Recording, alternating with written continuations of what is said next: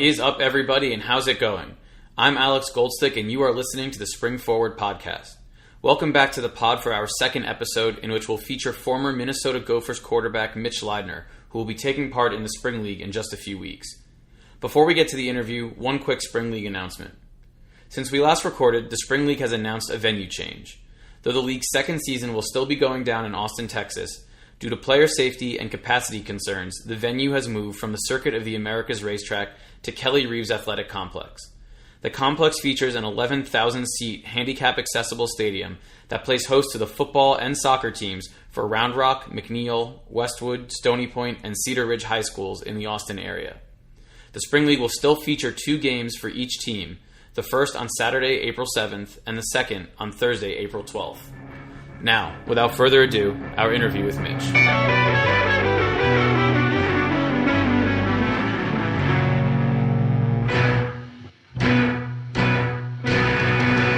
Now joining us on Spring Forward is former Minnesota Gophers dual-threat quarterback Mitch Leidner. Leidner was a 4-year starter from 2012 to 2016 at Minnesota, where he played in 47 games during his college career. He threw for over 7,000 yards and 36 touchdowns as a Gopher on his way to 24 wins over 4 years, including being named the 2015 Quick Lane Bowl MVP in his Gophers win over Central Michigan that year.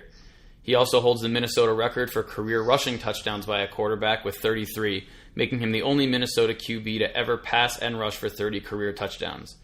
After going undrafted in the 2017 NFL Draft, he got his first taste of pro football as a member of his hometown Minnesota Vikings before the start of this past NFL season. He was released before the season began and will be joining the Spring League in Austin beginning on March 28th to keep his NFL dreams alive. Mitch, welcome to the pod. Yeah, thanks, Alex. Appreciate you having me on. So let's get right to it. How'd you find out about the Spring League, and what was the process of registering and getting selected like for you? Well, I can remember last spring actually hearing something about it at that time, and throughout the year then, really hadn't thought too much of it. My agent had reached out to me in December. From that point on, I had started looking at it a little bit, but didn't really know too much. And then as things continued to move forward, and in January, I was like, okay, this sounds like it's going to be a pretty good opportunity for me. So I quickly signed up, and then I've been looking forward to it ever since. Really had no idea if I was going to get into it or not, but end up I think working out where I'm for sure in the Spring League now, and I'm really excited to get down there and compete. So one of the voids that the void that the Spring League is trying to fill for the NFL or professional football in general is this lack of a structured developmental system. And a complaint that's heard from players all the time is that, you know, those that don't get on NFL practice squads, there's really no way to get live game reps to stay fresh. So how important is it, in your opinion, for players to get those live looks and maybe even take a few hits in order to stay football ready? Yeah, I mean, I think, at this point for me, I'm just really excited to go out there and play football again. It feels like it's been forever. And, yeah, kind of like you said, to be able to get some of those hits and everything is good. I really, the way I kind of train and prepare day in and day out, I think I'll be ready for some of those things. But, ultimately I'm just excited to get down there and get in a huddle and be around, a bunch of guys that are hungry to compete and continue playing. So I'm just really looking forward to that. So you just mentioned your training. How are you staying in football shape year-round to stay ready for the opportunities that present themselves, like the Spring League, or if tomorrow an NFL team calls? Yeah, I mean, it's a constant grind. Like every day, you just it's all internal motivation to get up every day and want to go compete, knowing that in the back of your mind, you're extremely hopeful that you eventually get that call from an NFL team or get the opportunity to go perform in front of a bunch of NFL scouts and coaches, much like the Spring League is doing for players. So, but yeah, myself, I've been training all in Minnesota. Actually, a lot of it in my basement throughout the fall.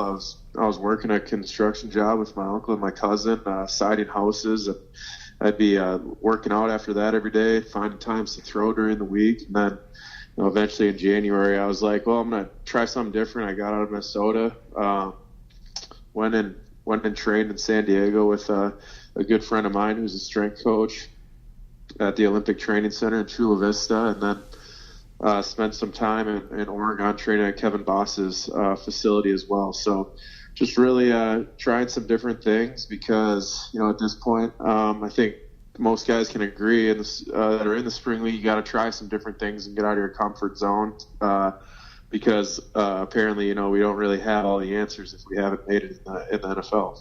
How much of that training, if any, would you say is mental, whether it's the mental makeup it takes to play a sport like football, or just the mental makeup to sort of not know where your next professional football move is coming from?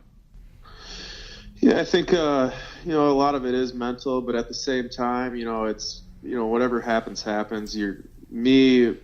Being all panicked and worried 24/7 about getting on a team isn't going to, will that to happen. So I'm just kind of, taking it day by day and enjoying the process. And, I've been around some great people that have given me, great advice just to, keep staying focused and working hard, and, whatever happens. So I don't want to make any assumptions about who you grew up rooting for, but your first taste of the NFL was at home with the Vikings. You grew up just outside the Twin Cities and played for the Gophers in college. Were the Vikings, just from the outside looking in, were they just a natural progression of your football upbringing? What was it like to get a taste of the NFL at home? No, yeah, it was an unbelievable feeling. I still remember, getting the call from them and being there the next day ready to do a physical and sign the paperwork. But, it was pretty awesome. I'd been thrown with Case Keenum and Adam Thielen and a few other Vikings players throughout the summer. And so it was great building that relationship with them. And then one day I just, popped up in the locker room with them. And it was a pretty great feeling. And I was really thankful for the opportunity that they gave me, and let me go rip it around a little bit in the fourth preseason game, and it was a lot of fun. And is that a safe assumption? You grew up a diehard Vikings fan? Yeah, definitely. It's pretty hard not to be when you're born and raised in Minnesota, and especially some of the things that Coach Zimmer has been able to do the last few years that he's been here. It's hard not to admire what they've done with that program, and be excited for Minnesota Vikings football. So I think that a lot of casual fans have this idea in their head that if you play big-time college football, it's an easy path to get drafted and make millions. The Spring League is made up mostly of guys from those major programs that are so close to realizing their dream and still plan on doing so. You're still very early in your professional football story, but can you just talk about what the journey has been like since you realized you were a gifted D1 athlete in high school and possibly earlier, and then what's made you even better as you continue to play? Yeah, I mean, it's really never been an easy process for myself. It's been constant hours of just grinding and studying and working hard, and you name it. I've tried doing it. I've done it, and there's a lot of ups and downs throughout any form of football career, whether it's high school, college, or NFL. And there's a lot of guys out there that are just super naturally gifted and don't really have to work as hard. I was never one of those guys. I always had to grind and outwork every single person. My journey, really nothing's been handed to me on a silver platter. I've had to go and work for it, and that's really what I'm just trying to show at this NFL level, is that if someone were to give me an opportunity, I would go in there and I'd bust my butt day in and day out to show them that I belong and that I deserve to be there. But until then, it's a huge business with a lot of people, a lot of competition, and it's hard to get that opportunity. But just continue to stay focused and stay on the path. Hopefully I can get there someday. Was there sort of this breakthrough moment, whether in high school or college, where you realized, like, yeah, I've got it. Like I'm better than 99% of the people out there? Well, I'm a pretty humble guy, so I wouldn't say there was ever really that moment for myself. I just, I always just kind of looked at football as just an unbelievable sport that gives people so many opportunities, whether it's in the sport itself, or whether it's networking with businessmen and children and you name it outside of the sport. It just gives you so many great opportunities to connect with people, and I've just always loved the fact of being around my teammates, and if my skills give me the opportunity to continue playing for an even longer time than what college football had to offer, that's an unbelievable accomplishment. But never at one point was I like, yeah, I'm way better than that dude, I should be in the NFL. But I'm just thankful for the opportunity to have played this game. So we just finished the NFL Combine in Indianapolis. Do you recall, or can you tell us what that experience was like for you? Yeah, I really had a good time there. I was able to go there for the entire week and throw to all the different position groups, and was with Cepho Lufau and Trevor Knight during that deal, and then they let us work out and compete with other quarterbacks. So I know it gets to be kind of a long week, but it's just it's another opportunity to play football and get out in front of coaches and introduce yourself and show them how hungry you are to play and compete and work hard. So, just after that, or just before that, a year and a half ago, ESPN's Todd McShay put out an early 2017 mock draft, which projected you as a first-round pick, and he called you, quote-unquote, a late riser similar to Blake Bortles and Carson Wentz. In your opinion, what caused the disconnect between being seen as a potential first-rounder to ultimately going undrafted? Yeah, well, it's kind of funny. When that whole thing came out, I was actually still walking with a cane. I had a major foot surgery in December. Had two of my toes and the top of my foot completely reconstructed. So I was walking with a cane when they came out with this, and I already knew that I had a really long path ahead of me until I was able to get to where I was the season before. But it is what it is. That would have been the nice way to go, to be a first-round draft pick and everything. But everyone has their own situations and own stories, and I've always been the hard-working grinder type that nothing's ever been handed to me or anything like that. So whatever path I've dealt with, I'm trucking through, and I'm just happy every single day, and enjoying the process. We know players, come to the spring league to keep their NFL dreams alive, and in just a couple weeks, you're going to be back in front of most, if not all, NFL scouts from NFL teams. So if you had to pick, what's the one skill you're trying to improve while you're down in Austin, and then what's the one skill you'd like scouts to notice most that you believe will get you back into the league? Yeah, I think probably the biggest thing that I've been working on throughout the offseason, just my ability to make all the throws, which I've always been confident in that I can do, but to be able to do a lot of those things off balance, and being able to make guys miss in the pocket, and then be able to create and make throws on the run or whatever, just keep the play alive, is something I've been working on a lot, because a lot of times QBs go out there with the receivers and, they're just working on their perfect 5-step drop and throw and working this and that, when in reality, rarely ever is the pocket perfect for a quarterback. So it's really, I've really, just from watching games throughout the season and being able to take a step back that way and observe, it's like every time I get out there throwing, I'm working different pocket movements, working some awkward throws, and just being able to deliver, and that way you can give your team a chance in the fourth quarter when the pressure's on and the defense is sending everybody, and you're able to stand in there and make a guy miss or do whatever to make the play happen and come alive. And I think that speaks as much to mental strength as physical preparation. Having the pocket collapse on you, staring at linemen coming up the gap. I'm sure that's scary. That's not something that many people have experienced. Yeah, I don't know. It is what it is. I don't mind that feeling at all.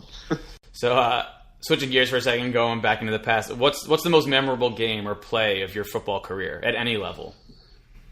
I'd probably have to say that it was my redshirt sophomore year. We played at Michigan, and we had won it's a big rivalry game between Minnesota and Michigan, It's for the Little Brown Jug, and Minnesota hadn't won it since, gosh, I don't know, maybe 2003. It had been a long time, and or maybe it was 2005 or something, but it had been a long time. And I know, we went in there to Michigan and got a big win, and it was a pretty unbelievable feeling being able to hoist that trophy up in front of our fans and bring it in the locker room, and playing right back to Minnesota. And we get to our football complex, and there was supporters and fans all over the place. It was a pretty awesome feeling.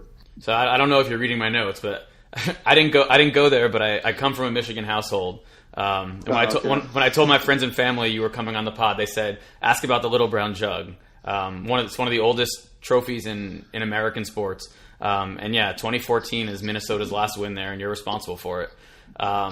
What's it like playing in front of 100,000 people at the Big House? I mean, that's not something that many elite pro athletes of any level will ever get to experience.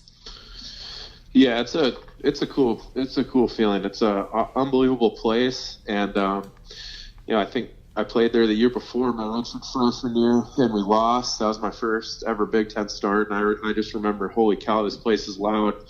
And then a year later, I was able to go in there and silence that crowd of 100 and however many thousand people they were, and you could see them leaving the stands early and frustrated, and that was a pretty great feeling. Yeah, it's like just under 110, so insane amount of people. So you played at Minnesota for a great offensive mind in Jerry Kill, where you helped him to win the 2014 Big Ten Coach of the Year. Unfortunately, during your time there, he also suffered from a number of health issues. Are you still close with Coach Kill? Yeah, I am. Did that unfortunate situation in Minnesota, lend itself at all to a type of preparedness that other guys might not have, or were there any positives to be taken from the uncertainty of your head coach's health situation? I mean, anytime that those situations occurred, it spoke a lot about our team and our leadership on the team, the way we were able to cope with that type of adversity. And, really, we could have, felt bad and everything like that, but we all knew Coach Gill didn't want that. He'd want us to go and play hard and compete. And we'd always, find a way to go do that for him anytime we were in those tough forms of adversity. What's the best piece of advice that Coach Gill gave you? Best piece of advice that Coach Gill gave me, probably don't pay attention to the media. He told me that at a young age, and I never did. And I don't know, I was able to avoid a lot of out there, you could say. Well, we're thank you for joining us. We're glad you're joining us. Yeah. Minnesota is now led by a young and energetic coach in PJ Fleck, but coming off a down 2-7 year. How would you summarize the current state and future of Gopher football? I'm not too sure, to be honest. There's not even too many guys there that I still know anymore. A lot of those guys have finished up and are done. I obviously wish those guys the best, and they got a brand new indoor facility. It's all state of the art stuff, and those guys, they've got a lot of the tools there. Be interesting to see if they can put it all in place and have a better year than they did last year. I saw in an interview with you that when you got signed by the Vikings, you said you were doing some food delivery in between coaching and training. But I'm guessing that playing football in Texas in April might be a little bit more enjoyable, definitely more warm than delivering food in Minnesota at the end of the winter. Obviously, here at Spring Forward, we hope that the Spring League is the right route for you to get back to playing football, particularly in Minnesota, perhaps in August, September, and beyond. They've got a bit of a QB opening up there, if you will. Oh, yeah, for sure. I'm excited to get down there and play. And, again, just really thankful that I get an opportunity to play the game. It's been a while. And, really anxious to get out there and show some of the teams what I've been working on. And that I'm a player and, that should have an opportunity in this league. So, yeah, I appreciate you having me on. No problem, Mitch, and thank you so much for joining us. And as we say at the end of every interview, can't wait for spring. Yeah, sounds good. Can't wait for spring. Thank you.